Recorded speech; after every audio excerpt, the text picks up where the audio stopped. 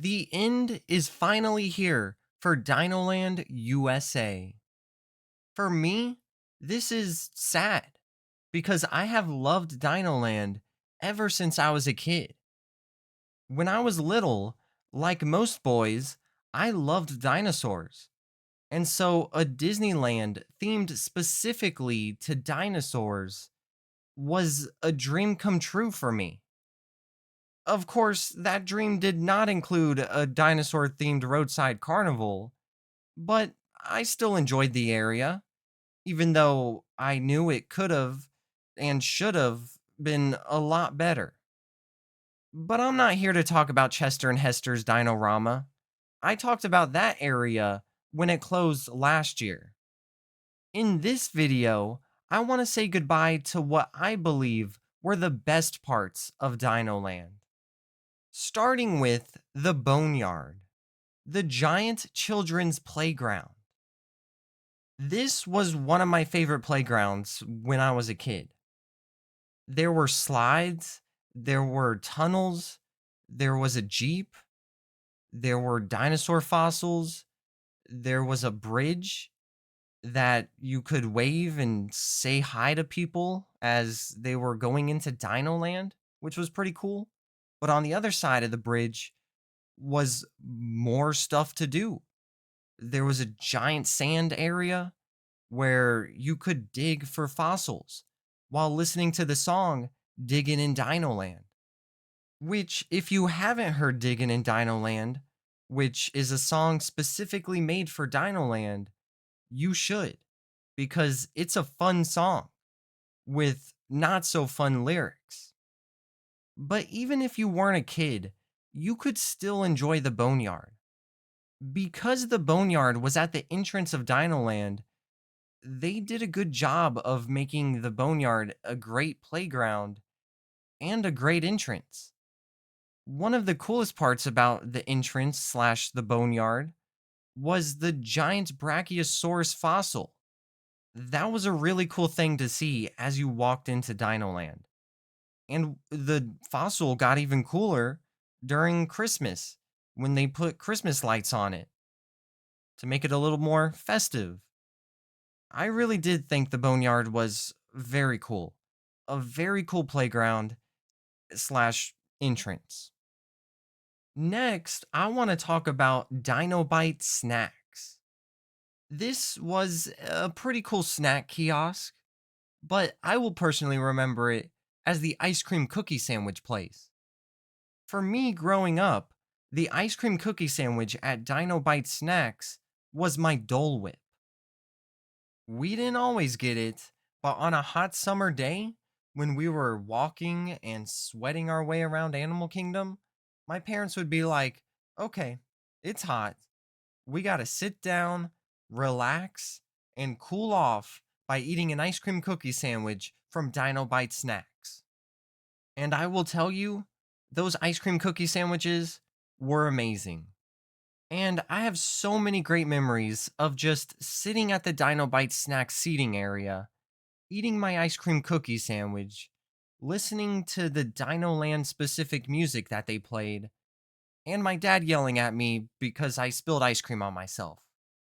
Those are memories that I will cherish forever. The next thing I want to talk about is the quick service restaurant in Dinoland, and that's Restaurantosaurus. This was a great quick service restaurant. I mean, the food itself was, typical Disney theme park food, not really great. Although at the beginning, when this restaurant first opened, they served McDonald's, which was pretty cool. But the best part about this restaurant and what made me love it was the theming. I absolutely loved the theming of this restaurant. I loved how every single room was basically different from one another. My favorite room was the hip joint because the hip joint was hip, but I enjoyed all of the rooms. The details that went into each room was just incredible. That's Imagineering. I loved this restaurant as a kid. I wanted to come here every time I went to Animal Kingdom. Maybe that was because of the McDonald's, but I think it was also because of the uniqueness of the restaurant and all the cool themings in all the rooms. And the last thing I want to talk about from DinoLand USA was one of my favorite attractions at Walt Disney World, and that's Dinosaur, or as it was originally called, Countdown to Extinction, which honestly is a cooler name. Like I said, this was one of my favorite attractions at Walt Disney World. I loved every aspect of it, the queue, the pre show, and the attraction itself. The queue was amazing, especially the giant room where you had the Carnotaurus fossil and then you had the cool paintings that were above you and Bill Nye was talking to you, teaching you about dinosaurs and stuff. It was a great queue. And the pre-show was also great. I thought they did the pre-show in a great way. It told you what the ride was about. It told you about the ride itself, and it did it in a fun, entertaining way. And there are so many memorable quotes from the pre-show. But the best one is, of course, the future is truly in the past. Dr. Marsh clearly says it better than I do, but you get it. It's a great quote.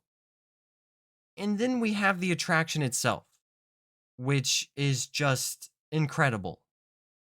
It's a pretty intense ride, but it is incredible. You see some amazing animatronics. There's some great quotes by Dr. Seeker, and you have some incredible effects, like the charging Carno. That terrified me as a kid, but it was also so cool. And then the ending, where Dr. Seeker thinks you're not going to make it. It is intense. It's very intense, especially for a young kid, but it's very cool. And it's an ending that is something I will never forget. Not just because it freaked me out as a kid, but because of how awesome it is. And that is DinoLand USA. As sad as I am that this amazing land is no longer here, at least I have great memories that I will remember forever from this land. And as much as I wish that they would have tried to make Dino Land better instead of just retheming the entire area, I am glad that we got to experience this land and, most importantly, this amazing attraction for almost 28 years. I truly hope that dinosaurs return to Animal Kingdom one day. But for now, we say goodbye to DinoLand USA. Extinction may be forever, but so are the memories.